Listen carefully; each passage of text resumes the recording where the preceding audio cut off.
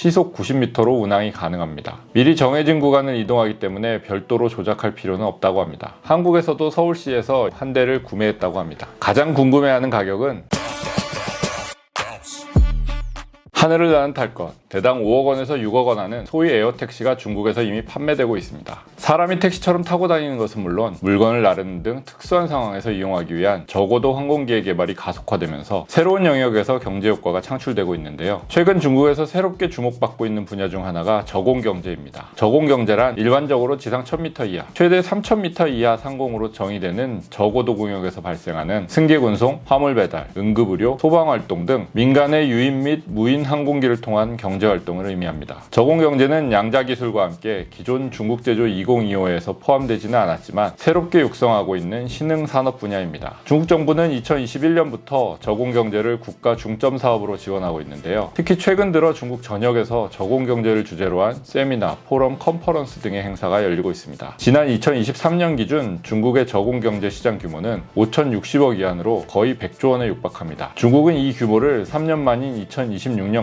2배에 달하는 1조 645억 위안으로 키울 계획입니다. 저공경제의 핵심은 전기수직 이착륙기입니다. 이를 활용해 출퇴근, 물류운송, 여행 등 다양한 분야에서 활용될 것으로 예상되고 이미 일부 적용되고 있기도 합니다. UAM, 도심항공 모빌리티로도 불리는 전기수직 이착륙기 개발은 한국, 미국 등에서도 속도를 내고 있지만 중국이 한 발 앞서 있다는 평가가 많습니다. 중국 기업 이항의 경우 올해 연말 상업운행을 시작한다고 합니다. 저는 최근 광저우에 본사를 둔 이항을 찾아 상용화 계획에 대해 듣고 직접 제품을 둘러봤습니다. 보시는 제품이 이항의 주력 UAM 제품인 EH216S입니다. 길이 6.5m, 폭 5.73m에 높이 1.93m로 시속 90m로 운항이 가능합니다. 셰시나 프로펠러 등은 강성이 뛰어난 카본을 사용했고 사람이 탑승하는 공간은 강화 플라스틱을 사용했습니다. 좌석에 앉아보니 성인 2명이 앉기에는 다소 비좁다는 느낌도 듭니다. 별도의 조종 장치 없이 항로 정보 등을 보여주는 디스플레이만 장착되어 있는데 미리 정해진 구간을 이동하기 때문에 별도로 조작할 필요는 없다고 합니다. 모든 기능은 백업 시스템을 갖춰 고장이 나더라도 기능 대체가 가능하다고 하는데 안전에 대한 불안감을 완벽히 지우긴 힘들어 보이기도 합니다. 뒤편에는 20인치 캐리어가 들어갈 공간도 마련되어 있었습니다.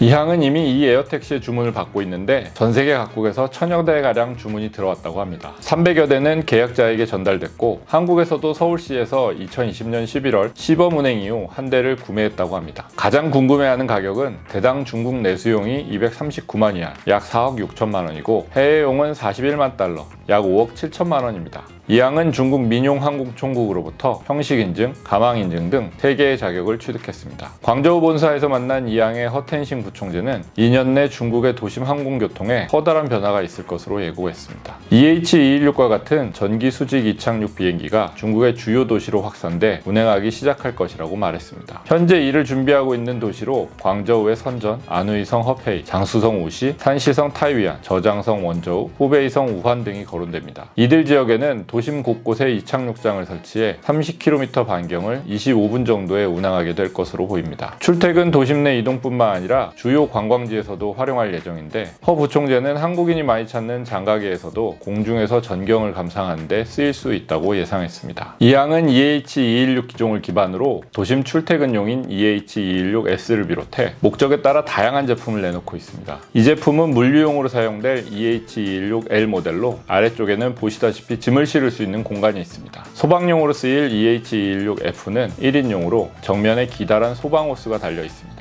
현재 개발 중인 VT30이라는 이 대형 기종은 더 긴 거리를 운항하는 데 초점이 맞춰져 있습니다. 이항 외에 중국 자동차 기업들도 하늘을 나는 꿈을 실현하기 위해 제품 개발에 나서고 있으며 일부는 시험 비행에도 성공하고 있습니다. 최근 체리 자동차가 제작한 이 모델은 평소에는 자동차로 쓰이다가 프로펠러 장치를 장착하면 하늘을 날 수 있게 설계됐는데 안후이성에서 열린 자체 컨퍼런스에서 약 80km를 날았다고 합니다. 전기차 업체 샤오펑 역시 자회사인 샤오펑 후이텐이 지난 6월 베이징에서 플라잉카 보이저 X2의 시험 비행을 마쳤습니다. 베이징 다신공항에서 이륙해 텐진, 허베이 지역을 시험 비행했고 올해 4분기부터 주문을 받을 계획이라고 합니다. 미국도 최근 UAM용 기체를 정식 교통수단으로 인정하고 관련 규제를 확정했습니다. 유럽 항공안전청 역시 안전인증 체계 마련에 돌입한 상태입니다. 한국도 내년 말 상용화를 목표로 하고 있는데요. 하늘 위에서 벌어지고 있는 저공경제 주도권 다툼. 중국은 자신들이 내세우고 있는 저공경제에서 앞서갈 수 있을까요?